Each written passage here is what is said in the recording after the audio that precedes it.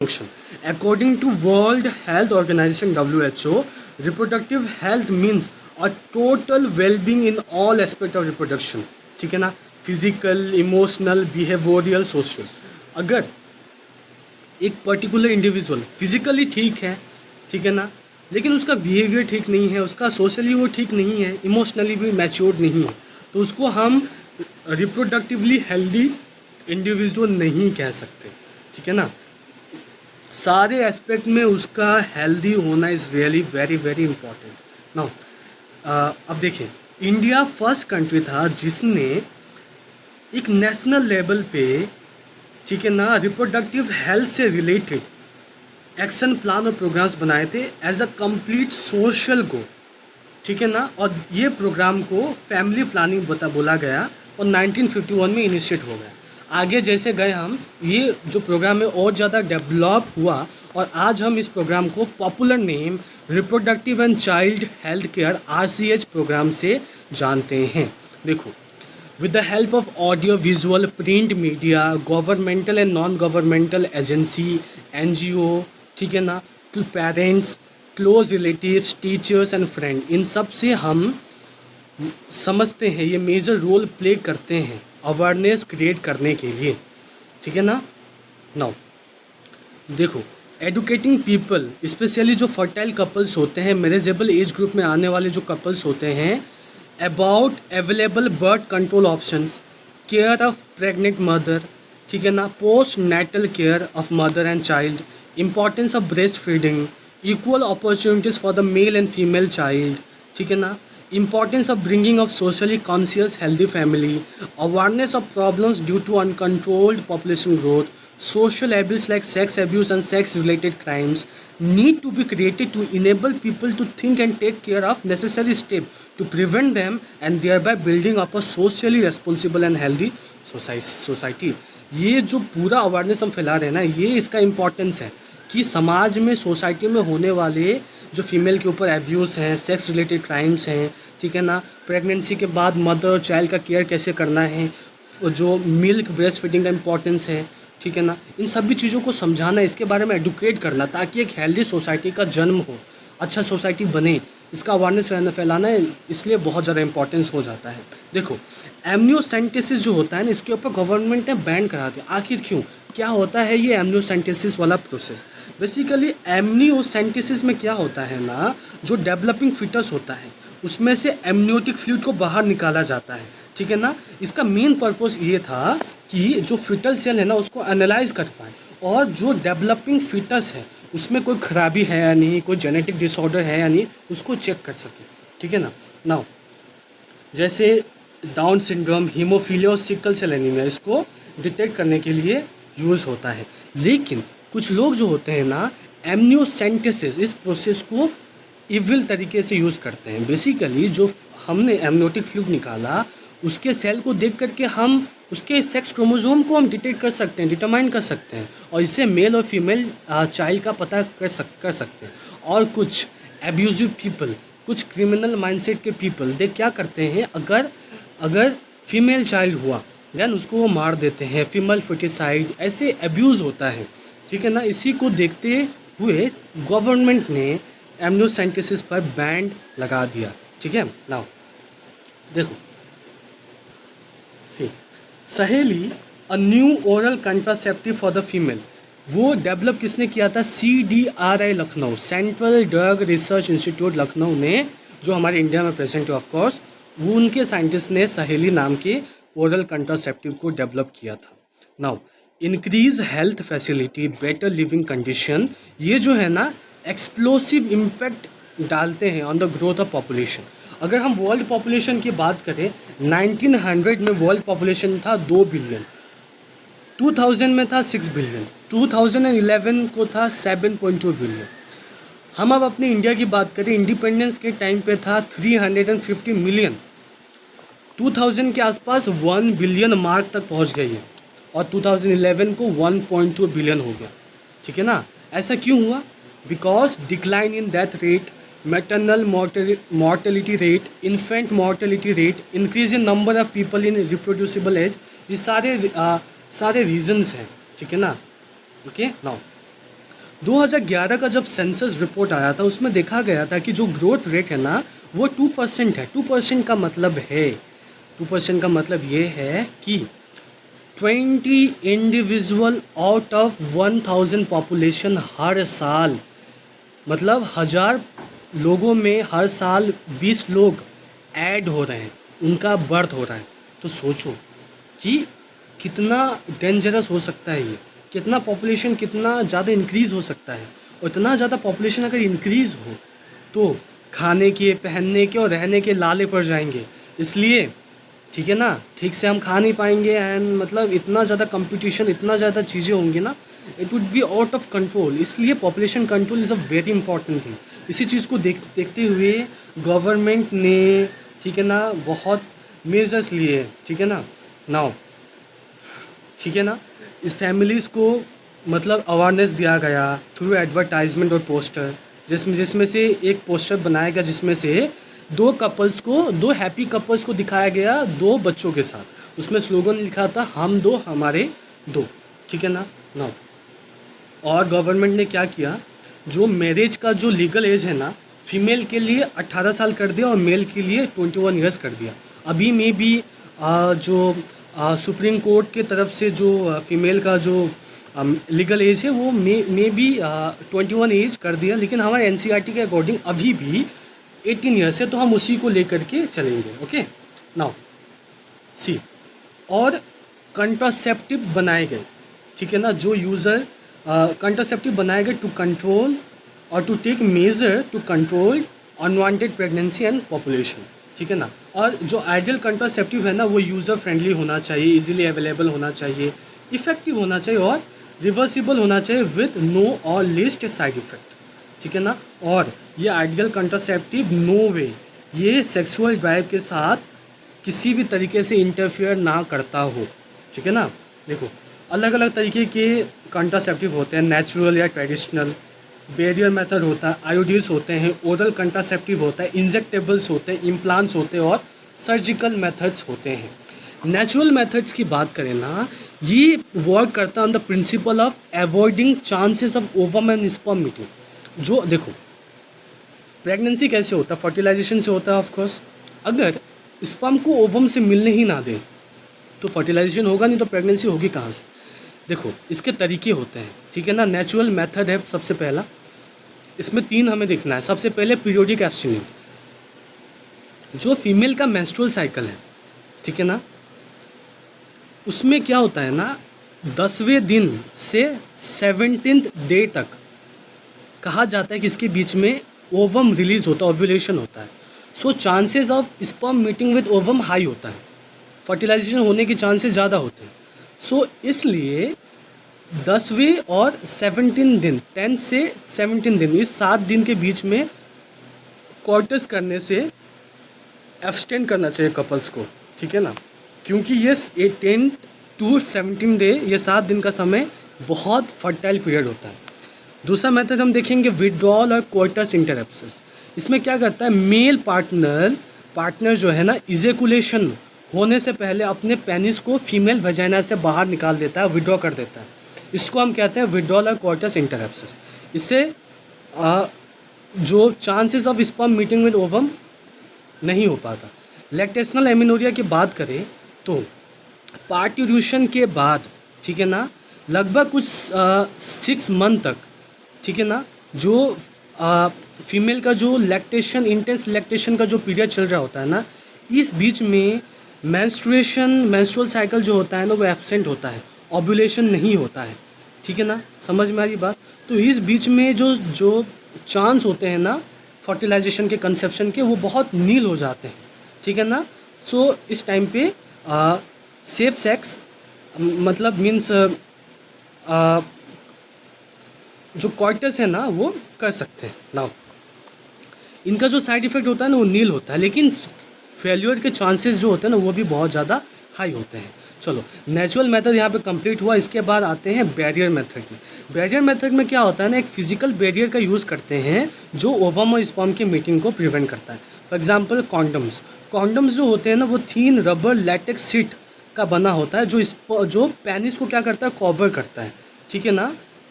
और ये फीमेल भी यूज़ कर सकते हैं, ठीक है ना, अपने वजाइना सर्विक्स, ठीक है ना, to cover vagina and cervix just before coitus so that ejaculated semen would not enter into the female reproductive tract. जो पॉपुलर ब्रांड ऑफ कॉन्डम है for male that is Nirodh, ठीक है ना। Use of condom has been increase in recent year. Additional benefit देता है protecting the user from contracting STIs and AIDS, ठीक है ना। ये डिस्पोजेबल होता है, ये जो कपल्स है वो सेल्फ इंसर्ट इसको कर सकते हैं और ये चीज़ उनको प्राइवेसी देती है। डायफ्रागम्स हो गए, सर्वाइकल कैप्स हो गए, वॉल्स हो गए, ठीक है ना। This are the barriers that are inserted into the female reproductive tract to cover the cervix during quarters.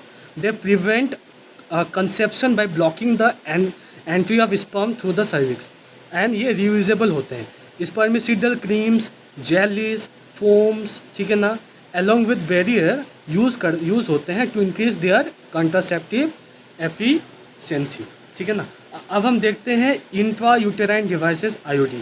ये जो होते हैं ना, डॉक्टर्स इसको इंसर्ट करते हैं और एक्सपर्ट नर्स इसको यूटेरस के अंदर थ्रू वजाइना इंसर्ट कर रहे होते हैं।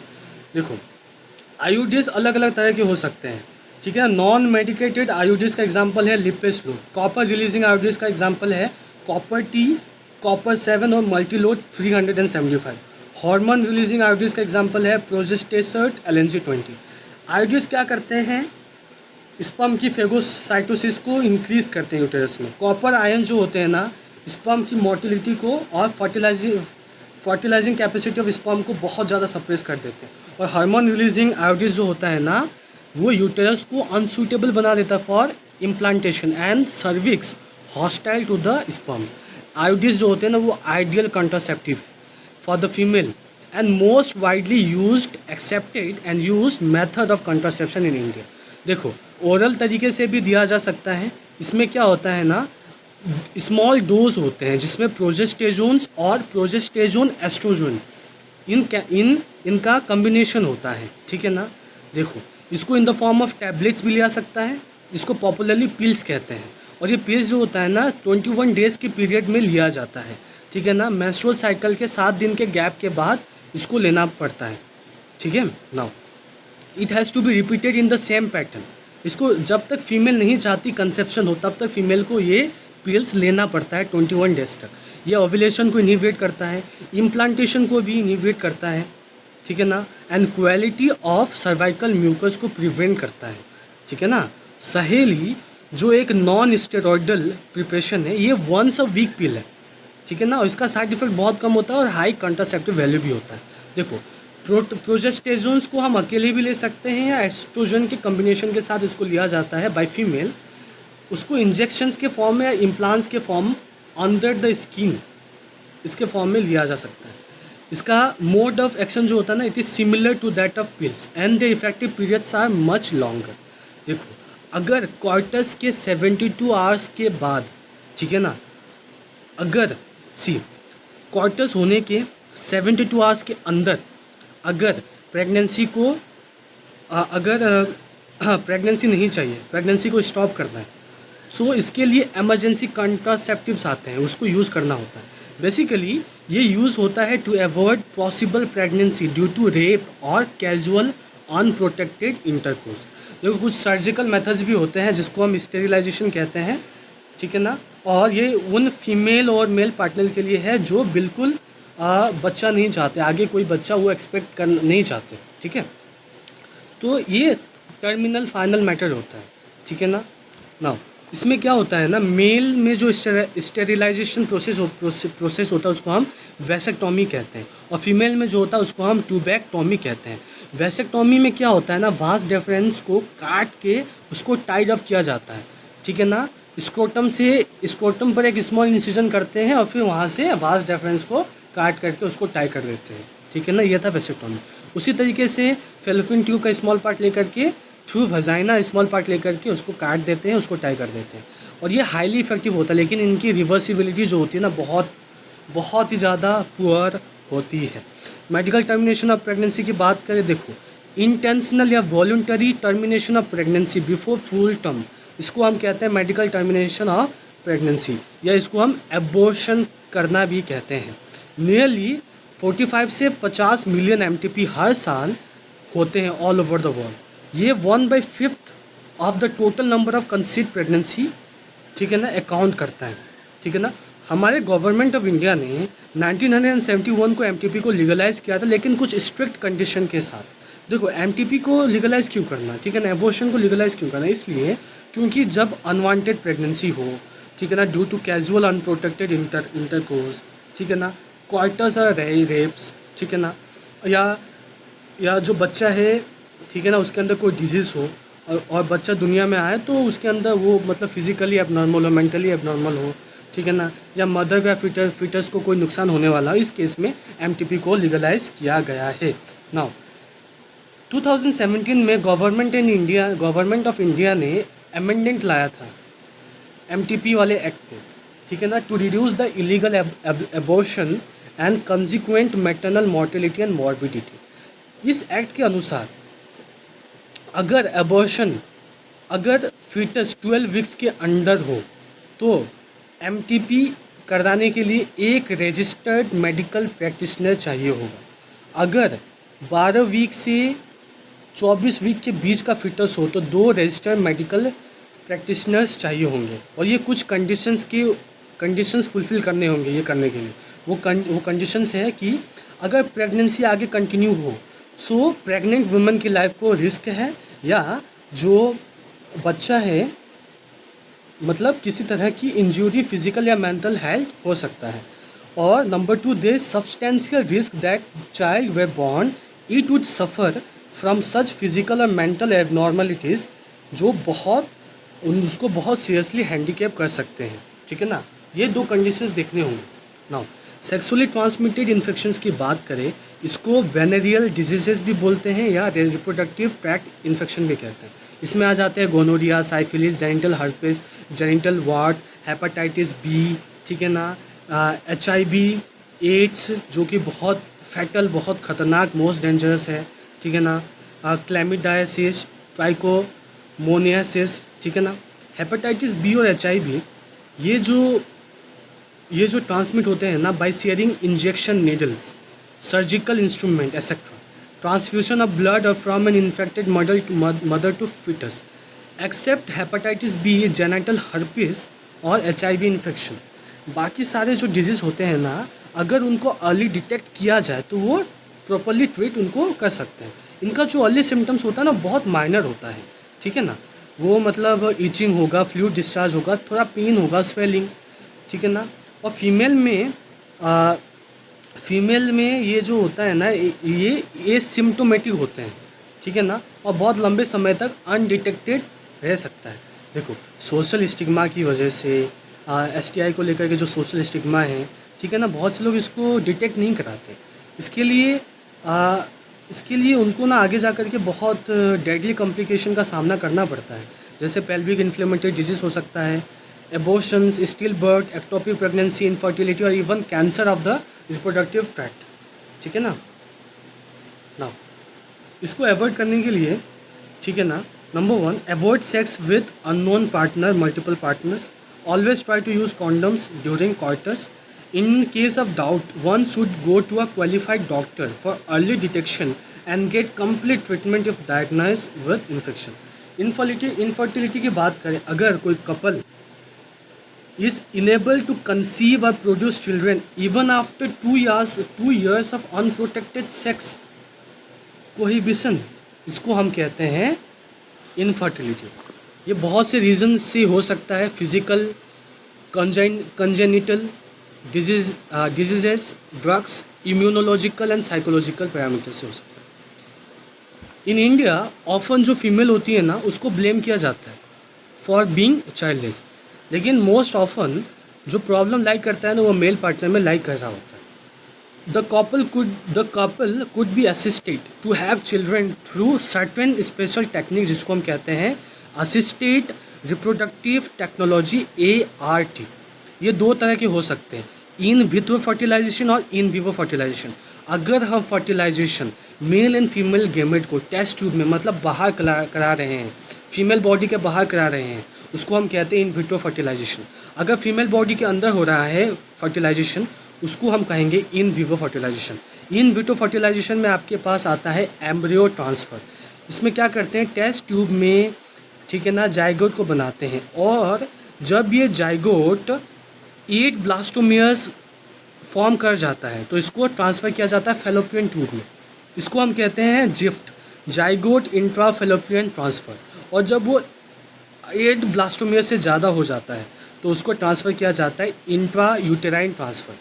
इन विवो फर्टिलाइजेशन की बात करें तो इसमें ओवम को, ठीक है ना, ओवम को अगर ट्रांसफ़र किया जाए फेलोपियन ट्यूब में, फीमेल के फेलोपियन ट्यूब में, तो उसको हम कहते हैं गैमेट इंट्रा फेलोपियन ट्रांसफ़र, ठीक है ना। जो ओवम प्रोड्यूस नहीं कर पाती है तो डोनर का ओवम लेकर के उसके फेलोपियन ट्यूब में ट्रांसफ़र किया जाता है, इसको हम कहते हैं गिफ्ट, ठीक है। नाउ सी, दूसरा है intracytoplasmic sperm injection is another specialized procedure to form an embryo in the laboratory in which sperm is directly injected into the ovum, ठीक है ना। infertility cases either due to inability of the male partner to inseminate, ठीक है ना, male partner जो हो रहा है ना इंसेमिनेट नहीं कर पा रहा है इनटू द फीमेल, और due to very low sperm count, ठीक है ना, तो इसमें हम क्या कराते हैं, आर्टिफिशियल इंसेमिनेशन वाली टेक्निक यूज़ कर रहे होते हैं। इसमें क्या होता है ना, मेल का स्पर्म ले करके फीमेल के यूटेरस में उसको इंसेमिनेट करा देते हैं। ओके, सो इसको हम कहते हैं intrauterine insemination, IUI। Okay, so that was there in this chapter. Okay, हमारा रिप्रोडक्शन वाले यूनिट पूरा कंप्लीट हो गया है। हम अब मिलते हैं जेनेटिक्स वाले सेक्शन से, तब तक आप पढ़ते रहें। All the very best.